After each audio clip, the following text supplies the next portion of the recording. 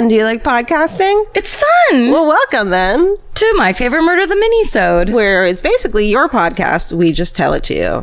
But we make it shorter than the other one. Yeah. Because it's not about us. That's right. and it's ours.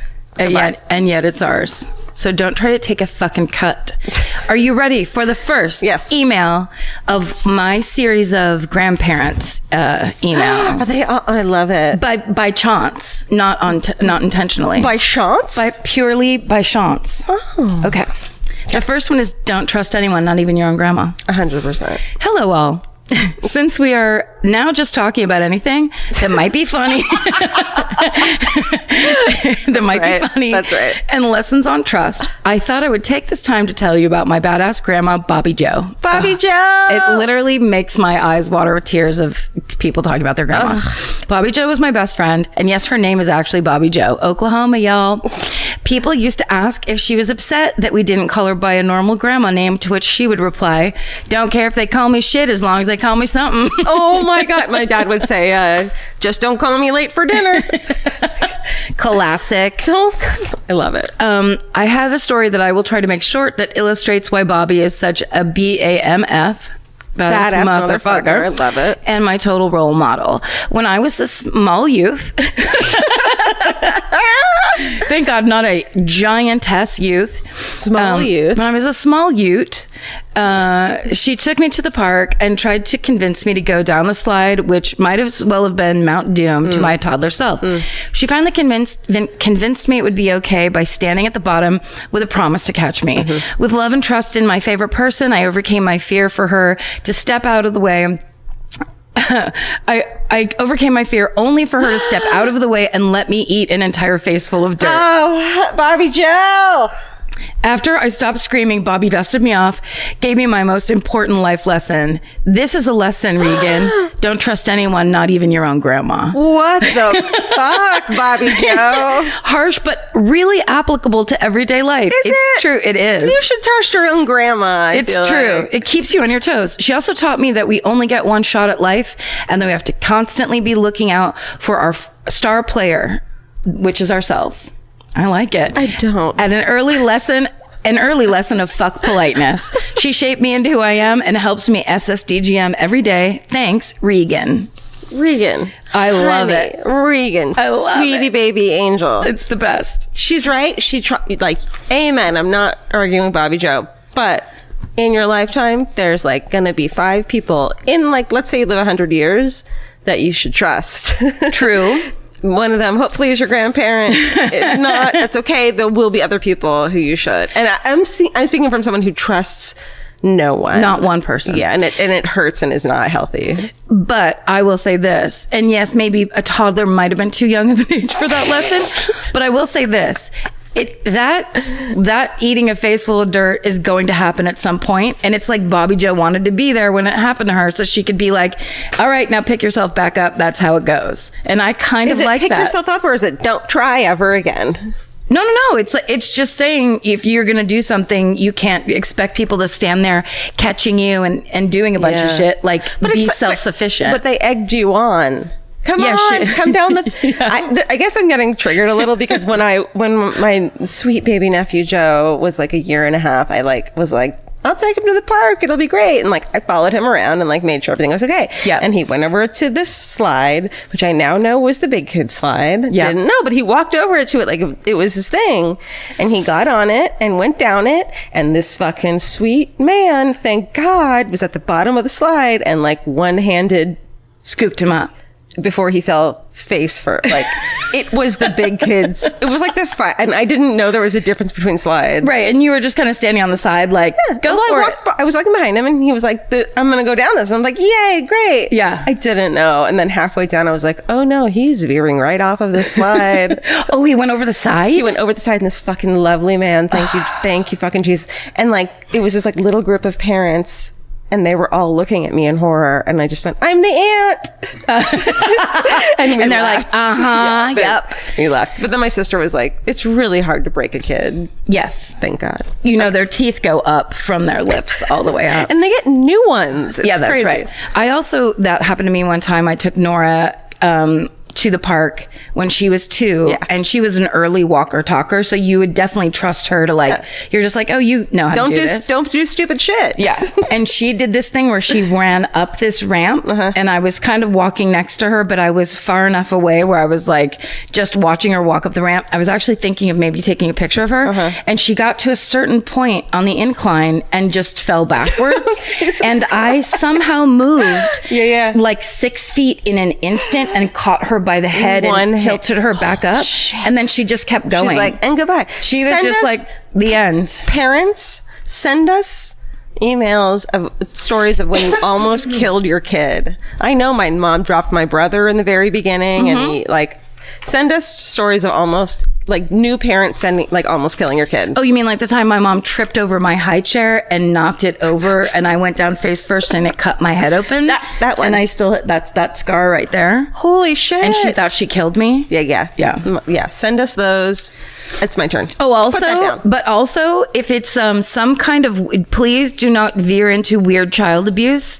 You know, there's people who have been scarred for life because they work for America's Funniest Home Videos and people send in things. You're like, this was funny, right? We put our kid in a thing so we don't want to hear things where your family interprets hitting kids in the face differently than other people. You know, let's have some healthy parameters. Let's have some healthy accidents. It's accidents that your parents would never want. It's not a thing where like we are going to teach you a lesson by putting you in a hot car. None of that kind of stuff. Your parents did on accident. Like just those funny stories of like, oh, I didn't know what parenting was like, and then I did this thing, and now I get it. Put that down. Let me read you a story. It's my turn. I'm here for you. Oh, okay. You look like you're about to go again because I've talked so much. Okay. This is called My Friend Was Stabbed 22 Times and My Dad Protected Timothy McVeigh. Whoa. Okay. MFM fam. Long-time listener, first-time writer. Tipsy at a bachelor party last weekend, I finally had the nerve to ask my friend if he would mind if I wrote in to you all about his story. To my delight, he gave me the green light. Last summer, my friend Dan was living in a house with some friends in his college town in Oregon. He had 2 roommates with their own rooms, and him and his girlfriend that was staying over were in his room. Okay, we get it. I don't have to read it correctly. Do you get it? Well, I get it. One very early Tuesday morning, this crazy guy that had a thing for Dan's then girlfriend attempted to set the house on fire with everyone in it.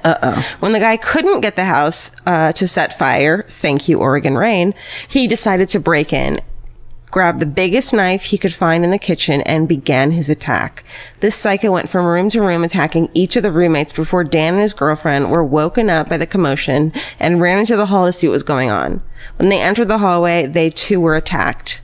My friend said everyone was kind of frozen in shock, unsure what to do, but him being the badass he is, began trying to fight this guy off. All in all, Dan was stabbed 22 times and sent to the ICU. Luckily, he and all involved survived. Whoa. Wait, my was this on an I Survived? I'll let you finish. Maybe.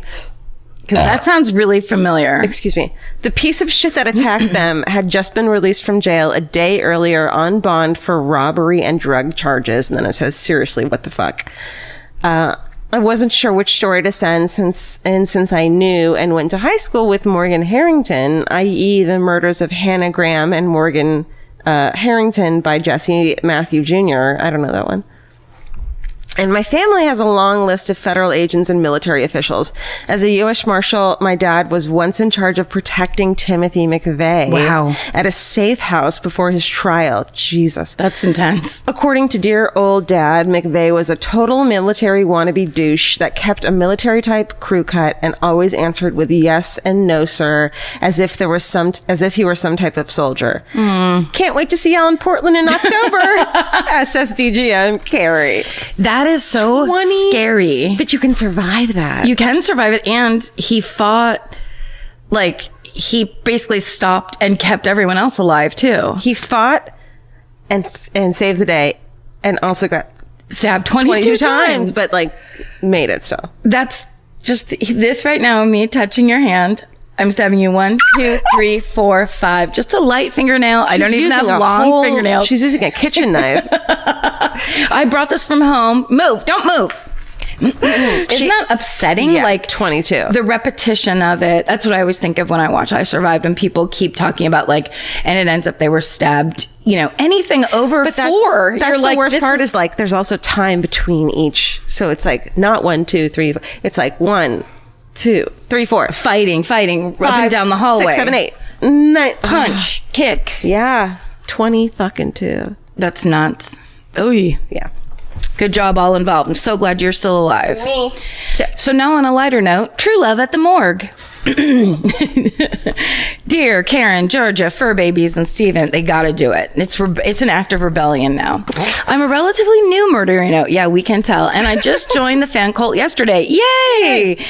She wrote that there, but then I acted it out with my own passion. Great. I swear this podcast has changed my whole world. Oh. With all the stress and anxiety I face on a daily basis, I can always turn to this podcast for sometimes creepy but hilarious relief. For more stress and anxiety. That's right. You're welcome. But a different kind. So it's a counterbalance. Yeah. So speaking of creepy and hilarious, I thought y'all would get a kick out of how my parents met.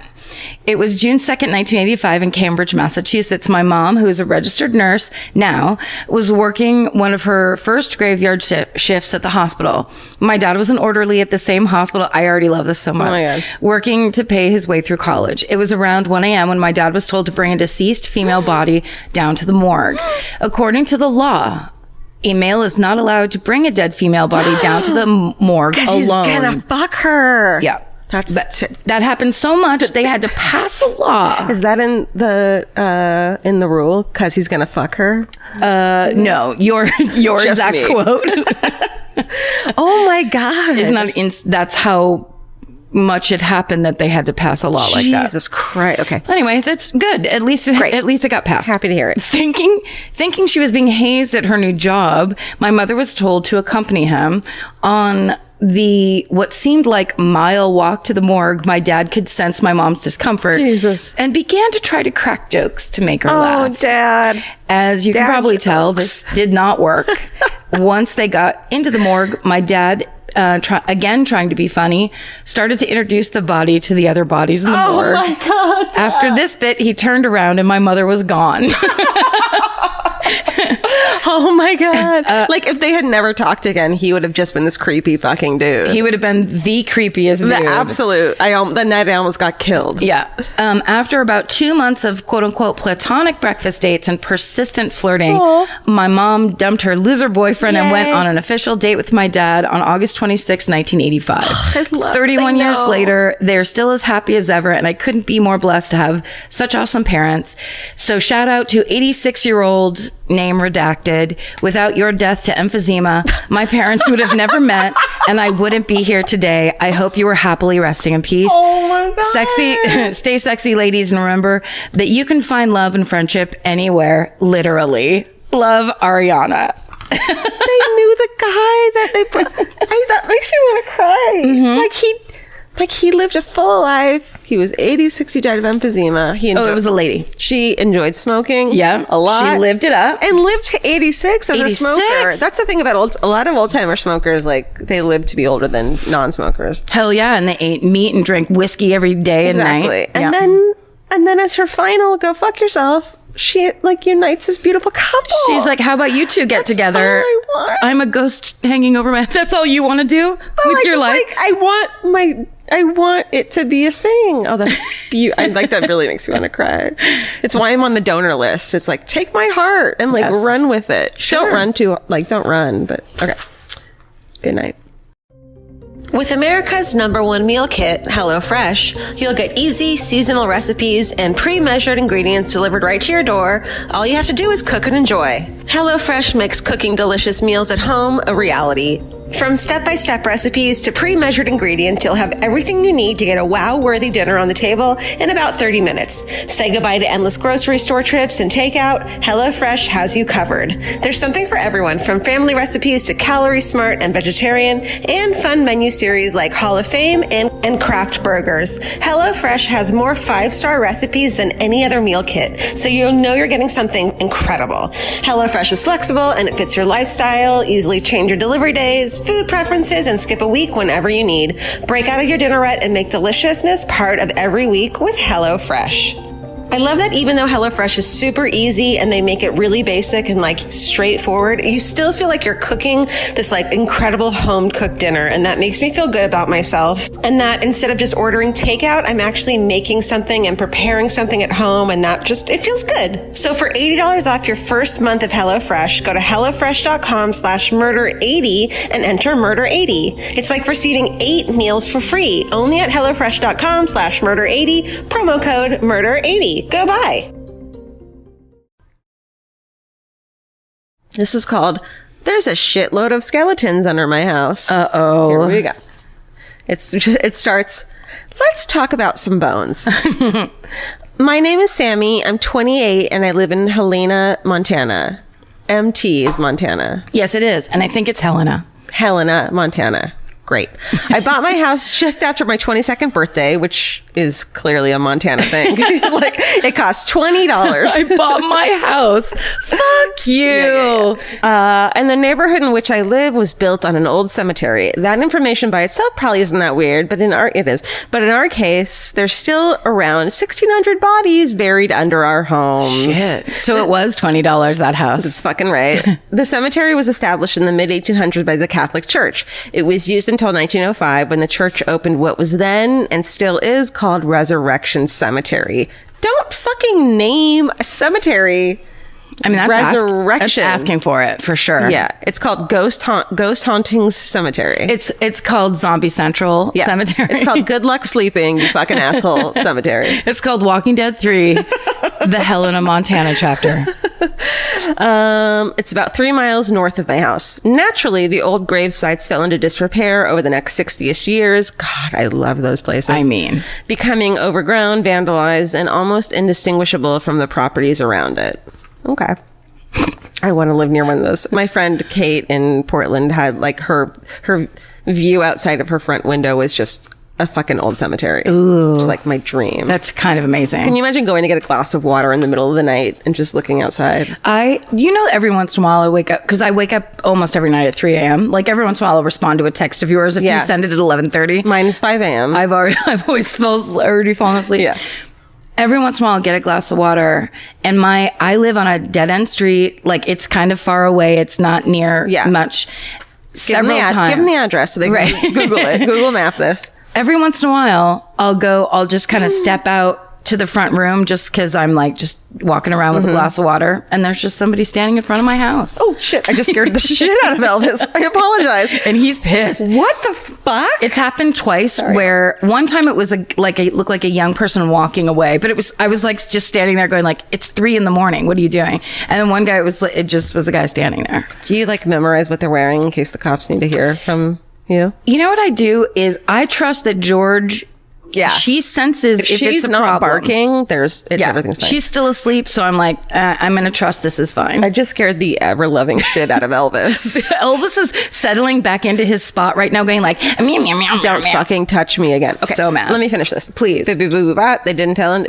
Okay. All right, here we go. It's 1969. A local high school booster club took on the Catholic cemetery as a project and just fucking removed all the headstones and hauled them off, according to one of my neighbors. We're going to clean this place up. This is our new project. Losing dead bodies. Just get rid of anyone who mattered to anyone. They didn't tell anyone where they were taking them, real shiesty-like, and then turned the cemetery into a neighborhood park. Fucking 69. This is the plot of Poltergeist, by the way. Truly. The swimming pool. Apparently, they contacted family members of those with marked graves, advising them to relocate their loved ones' remains, but less than 5% of them even responded because they're like, hey, this is Sarah from the Booster Club. Do you have a truck to move your great-grandpa's body? Remove your great-grandpa's body. Or makes sense. Suffer the consequences. How is that my job? Yeah. How is that my job 96 years later? And I love it, like, Booster Club, do something this year. And they're like, we're going to move all the graves and make everything haunted. And give everybody a to-do list that's so macabre and bizarre. And expensive. And also then what, you're shopping for a new cemetery? Yeah, for a park in fucking, where is this? Montana, where there's parks everywhere. All right. Great. So they just mowed over that shit and called it Robinson Park. Dang it. There's been lots of remains unearthed by backhoes and excavators during utility work since the 80s. I'll attach just a few of the articles available in the city's archives. Instagram, what's up? Including one about someone just stumbling upon all those headstones that were originally removed and dumped in a gravel pit in our North Valley.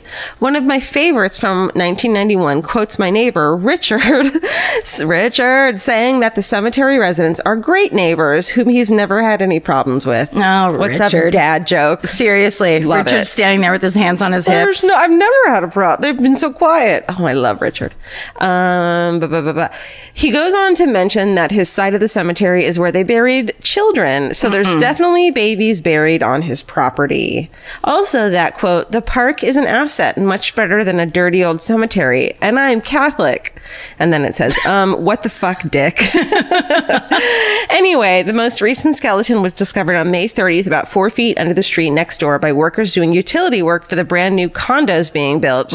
Real quick, I hate people, but I can't fucking wait to casually tell the new residents while I'm pretending to do something in my yard. I'm worried Dick is going to beat me to the punch, though. He will. Thanks for all the laughs, Sammy. Sammy, I love you getting over your fear of people and hatred of people to tell them as you're doing bullshit yard work about their... Sammy, amen. Right now I'm writing a horror film, and it's called Haunted Condo. And you're the fucking star. I mean, can you imagine? So they're building like a development on top of baby cemetery. Yeah. A disturbed baby cemetery. And scary old Richard next door is gonna is the two of them are fucking dying to tell, literally dying to tell. Oh my God. I love it. That's all I wanted was in my childhood was to be on top of a cemetery. Not really, but just to be around interesting to happen. Something interesting and creepy. Yeah. Yes. Okay, well, here's something similar. Okay. This is called Hair Rollers and Rigor Mortis. Hey, Karen, Georgia, and co. Yay. Loving it. You guys are the best. Perfect start. In one of your earlier podcasts, you guys talked about being curious about rigor mortis. I am. And thought you might want my rigor mortis story that involves my grandma. Now, Great. it's not a story about rigor mortis setting in on my grandma. Don't worry. This is her story she told me. So, okay. My grandma was a beautician in this tiny town outside Wichita, Kansas. Cute. We're doing full-on Midwest hardcore grandma stories. Sure. And she was super well liked in this tiny town. Everyone knew her, and every lady went to her to get their hair done. Well, one of her clients, one of her regular clients died. Natural causes, all good. The husband really wanted her hair to be set the same way as it always was. So shampoo set, motherfucker. Yeah. So he asked my grandma to come to the funeral home to do her hair. She agreed and went to the funeral home. She was putting the hair rollers in her hair when all of a sudden the muscles start contracting and the body sits straight up from the table. No. It took my grandma 2 seconds to run completely out of the funeral home. My dad always told me that she ran through a screen door, but my grandma never told me that part. No, she did. She did. She ran through an actual wall, and it was the shape of her body running. It was a cartoon.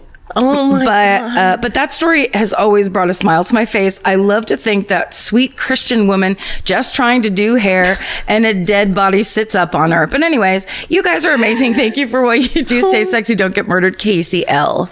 That is my God. incredible. And I mean, talk about, I would never stop screaming. I would never stop for screaming. the rest of your life. You're that girl who fucking just couldn't stop screaming. But the good news is she knew the lady. It wasn't like she worked for the morgue and it was just some stranger's dead body. Yeah. So it'd be like, if someone sat up, then you'd be like, Elaine, what is it? Elaine's coming after me, which is fine because she always has nice cookies. That's right. You know. And really good gossip. Maybe she has one last bit of tea to spill. She wants that shampoo set done right. That's she doesn't right. want it flat in the back. My grandma used to have me spray. My grandma every week for the last 40 years of her life went to what we called the Shooty Bop. It wasn't the beauty shop. We called it the Shooty Bop and got a shampoo set. And in between during the week would make me spray it and also pluck out her chin hairs. Yes. You know what I mean? So yeah, Thelma, come on. All right. So we started doing unboxing videos for the fan cult. So basically we get sent these incredible crafty, interesting gifts from listeners, and we're opening them on a camera. Like, that's all it is. Yeah, unboxing videos. It's fun. It's grad. Like, and then you can see all the shit we get because it's really fucking cool. And we were trying to be a little tabloidy about the last one. So the last one, we didn't wear makeup because we were just like, we're tired. We have to shoot this thing. Who cares? Let's just do it. Yeah. So you can get one of those. It looks like it's the National Enquirer where someone caught us at the gas station with no makeup on and like, oh my God, they're such hags. Yeah. But so this one we got, and we wanted to read the letter from it because it's so lovely. So, okay, it goes, "Dear friends, 2 years ago, Dana Marie," that's like her name, 2 years ago, Dana Marie, would never write a letter like this or send a box like this. Anxiety has lied to me my entire life, convinced me I had nothing to offer, that my ideas weren't valid, my hard work in vain, and my success temporary flukes. I'm sure you hear this all the time, but it bears repeating. You three have changed my life." Stephen, I think that's you and not Stephen, Elvis. You're in it. "In November 2016, my friend suddenly asked me, 'Do you like true crime stuff?' And it just says in parentheses, 'Yes, please.' Mm-hmm. She told me to check the show out, and I binged the entire available catalog in just 2 days." Jesus. Whoa. Fine. Well, that was 2016, so it's not that bad. It was only 4 episodes. Yeah. Oh my God. She listened to one, I was like, I don't really like this. And then 3 days later, I guess I'll keep. Finding my people meant the world to me. There were huge lessons being taught between the stories. The cases were interesting, but for me, it was everything else that really mattered. My dad and I were always the, quote, weird ones who bonded over the First 48 and Forensic Files. He passed his copies of Stephen King to me as soon as he finished them. Quiet, measured, empathetic, inclusive, feminist, and animal loving. He was the person I felt most got me in the entire world. I couldn't wait to go home in a few months and introduce him to the podcast because I'd need to do all the techie stuff for him because dads. So she couldn't just tell him about it. Of course. Right. In February 2017, he passed away suddenly, and among other things, I'm sorry I never got to share you with him because I know he would have loved you too. In the terribly, impossibly difficult time since I've lost him, I've worked very hard to honor his legacy, picking up on his reoccurring monthly donations to Planned Parenthood, ACLU, and St. Jude's, living each day as fully as I can and making a difference, saying thank you and I love you and shining my light, helping others to do the same. In November 2017, a full year to the day that I started listening to the show, I bought myself a single ticket to your show in Tampa. I was in town to run my first ever Run Disney 5K in honor of my dad, Disney World being another thing we shared a love of. That same morning, and capping it off with an MFM show seemed necessary. It was a last-minute decision that I tried talking myself out of, but I needed to do it, and the stars aligned, and I'd missed the Baltimore show, and I could hear my dad's voice telling me not to put off the things that bring me joy. So I went by myself. And I sat next to the sweetest murderino who walked me back to my car with her boyfriend after the show. Aww. All caps. Because active serial killer. Oh, that's right. When we were in Tampa. When we were in Tampa, there was an active serial killer there. That's right. So on theme. Yeah. Thank you, Florida. That day, no exaggeration, was a turning point in my life. Doing things I wanted and needed to do and telling anxiety to fuck the hell off. Yes. My dad's birthday is next week, and it will be the second one we've had without him. I know I will be a wreck, and have been looking for ways to pay it forward in advance. Maybe I could create a cloud of happiness to pad the empty space. So I wanted to say I love you guys. I love the work you do and the people you elevate. I love the incredibly transparent nature of your ongoing efforts with your mental health. I love how you support and appreciate, I love how supportive and appreciative you are of the community that has sprung up around you. I love that I don't feel alone anymore. Wow. I could never adequately express my gratitude with words, but as an artist, I find it pretty easy to do visually. I hope you love everything. Apologies to George and Frank for invading their privacy. Thank you for everything. SSDGM, love and light, Dana Marie. And her, so she makes this art. The shit she made for us is like next level. Like for the rest of my life, I will fucking cherish this. It's these like, they look like, what do you put on the praying candles? Like an altar? like we're saints, but we all have our pets around us and they're really beautiful. So go to @mightypigeon_art on Instagram to see all this stuff. And also watch the unboxing video, join the fan cult and watch the unboxing video so you can see what she sent us. And you can see us lose our minds. But it's such beautiful stuff. Dana Marie fucking, like, I can't believe she, this needs to be her art for the rest of her life. She's so talented, like so incredibly talented. Well, and the cool thing too is that story, we hear that story so much in the VIP line when we get to meet people after shows, when they say, I had 2 tickets, my friend dropped out, I wasn't going to come, I did it anyway, I can't believe I'm here. I met this person and that person, we're back, like you wait in the VIP line and you end up talking to people and now we're friends and we actually work in the same industry or whatever the fuck. Yes, like people, because they're murderinos in their own town, they're meeting everybody basically, and it's like this, it's a con for those people in that town. I see that, like that, and the sippin', what are they called? Sippin' paint. Oh, the like, drink and paint, wine and paint nights. Wine and paint nights. Yeah. There's like a bunch. I bet it's called wine and paint night. Yeah, I was like sip and spin. Well, that's not a thing. But a lot of people have these, like, they'll organize these like wine, drink and paint nights, and they'll paint a thing from the podcast, and it's like just such a beautiful community of and people. Raise money. Usually, like 100%. They just did it and raised like $200 in. They just tweeted it to us. I can't remember what city it was. Do you remember, Stephen? For End the Backlog. It's like really incredible.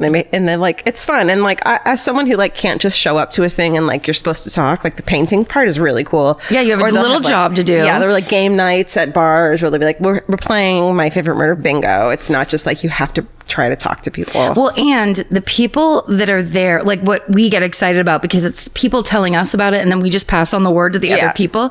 But it's, you don't have to break ice. You don't have to introduce yourself. You don't have to fucking do anything, because you're walking into a room full of people that are just like you in terms of anxiety, in terms of wanting to be there despite what their brain is doing to them. Right. And that's how, like, we relate to that so much. And it is so exciting, because I can't tell you how often my brain is like, stay home, lay down. You're the only one here who is uncomfortable. Right. And everyone can tell you're uncomfortable. Like, that's not true. In fact, it's the exact opposite. That's what everyone's uncomfortable. Dana Marie saying my anxiety fucking lied to me. Yeah. It's 100% true. That's all it does. Anxiety is a liar, and it wants to, quote unquote, keep you safe, which is keep you alone and isolate you so that you don't have anything happen to you, because you don't try. as if something bad's always going to happen to you. And so when you can just test that, just do some tests and prove to yourself it's not true. Yeah. And make some friends along the way. I mean, what the fuck? Paint a fucking picture. Or whatever. It was in Woodinville, Washington. Was the latest paint night. Oh, yeah. It was all the Elvises. Yes, that's Elvis right. and skulls, yeah. Elvis with a skull. They had themselves a time. I want them to send them all to me, and I want see this blank wall in my fucking apartment? No, I don't actually see a blank wall. Are you calling me a fucking shopaholic? No, I just love that you're hoarder? Like, you want them to send them all to. We should actually take a picture right now of what this loft looks like and the kind of shit Georgia has here. Is that a blank wall? It is, but I mean, so you're saying you want to appear as insane as you possibly can. Hey, look, it's your house. 100%. It's your house. All right. Well, send us your stories, your weird shit. How did you almost get killed by your mom or dad? myfavoriteMurder@gmail.com. And thanks for all your gifts, and thanks for your lovely words and the way you guys all are there for each other. It makes us look real good. And stay sexy. And don't get murdered. Goodbye. Bye. Elvis, want a cookie? Good boy.